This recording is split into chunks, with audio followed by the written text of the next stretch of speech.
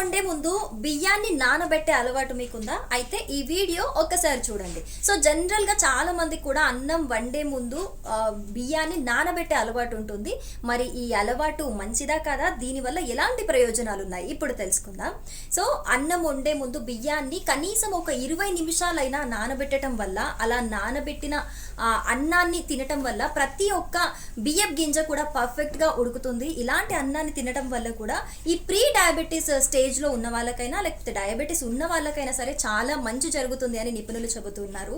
అలాగే ఇది డయాబెటీస్ ఉన్న వాళ్ళకి వాళ్ళ రక్తంలోని షుగర్ లెవెల్స్ ని బ్యాలెన్స్డ్ గా ఉంచుతుంది అని నిపుణులు చెబుతున్నారు. అలాగే జనరల్ గా ఈ రోజులలో కూడా ఎక్కువగా ఈ ఫుడ్ అనేది చాలా కలుషితం అయిపోయింది. ఎన్నో రసాయనాలను వాడి పండిస్తున్నారు కాబట్టి సో బియ్యాన్ని కూడా అలా పండించుంటే, ఏమన్నా దాంట్లో రసాయనాలు వాడుంటే కనీసం ఒక 20 నిమిషాలు బియ్యాన్ని నానబెట్టడం వల్ల దాంట్లో ఉన్న రసాయనాలు ఆ పొరలన్నీ పోతాయి. సో ఆ నానబెట్టిన వాటర్ని పారబోసి దాని తర్వాత మళ్ళీ ఎసరు పోసుకొని అన్నాన్ని కుక్ చేయటం వల్ల, అలాంటి ఫుడ్ తినటం వల్ల కూడా మనకి కంప్లీట్గా అన్ని పోషకాలు మన బాడీకి అందుతాయని కూడా నిపుణులు చెబుతున్నారు. అలాగే ఇలాంటి ఒక నానబెట్టిన తర్వాత వండిన అన్నాన్ని తినటం వల్ల కూడా తొందరగా డైజెస్ట్ అవుతుంది.